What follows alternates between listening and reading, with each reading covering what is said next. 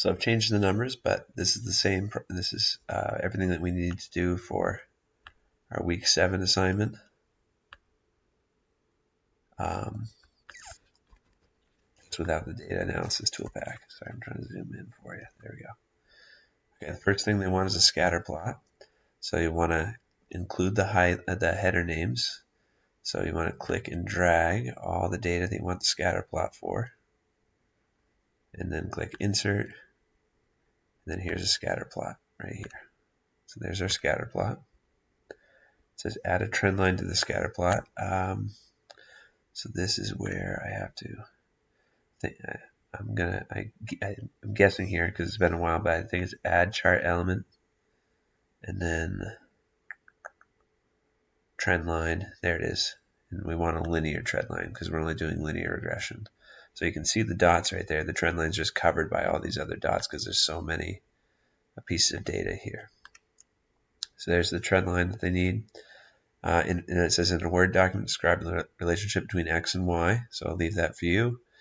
That's what we've been doing in my path this week. And then it says graph the scatter plot with the trend line. Wait, we already did that. Does it appear to be a linear relationship? Linear in a scatter plot sense means a straight line. So does it appear to be a linear relationship? What does this mean for the X and the Y variable? Remember, X is before exercise heart rate and Y is after exercise heart rate. They want you to calculate the correlation coefficient. So find a blank cell. I'm just going to name it so I remember what the number is. Type equals correl. Then open parentheses. You can just click and drag both columns. The order doesn't matter. You don't have to do C first and then D second. The order will matter in a second. Oops. Okay, so sorry, that doesn't work. You have to do. You have to drag one column first and then put a comma.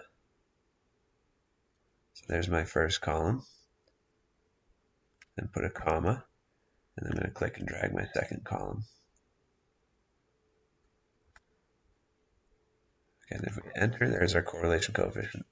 So the correlation coefficient is a number that describes how strong the linear relationship is. If this number is close to 1 or close to -1, that means you have a strong positive, or if it's -1, a strong negative correlation coefficient. It's a weak relationship, meaning these two don't relate to each other if it's close to 0. Okay, so it's strong. Whether it's strong is relative to the context of the problem. When you deal with humans, anything above 0.5 is usually considered strong if you have a large data set. Larger your data set is, the smaller the correlation coefficient usually gets, closer it gets to 0, because you're dividing by a bigger number in the denominator. And then it says find the regression equation. So we want y equals mx plus b, that equation for a line that we learned in algebra. So m is found by typing equals slope, open parentheses, and you gotta, this time the order matters, you gotta click and drag the y variable first, and then put a comma, and then click and drag the x variable. Then close that parentheses and hit enter. So there's our m, and then b is found by typing equals intercept. And same thing, y needs to come first, then comma, and then x comes next.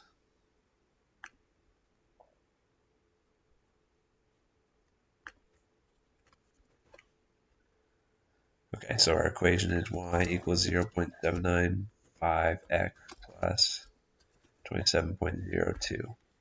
So the slope tells you how much your y variable changes for one increase in the x variable. So our after exercise heart rate tends to increase by about 0.8 points every time our resting heart rate goes up.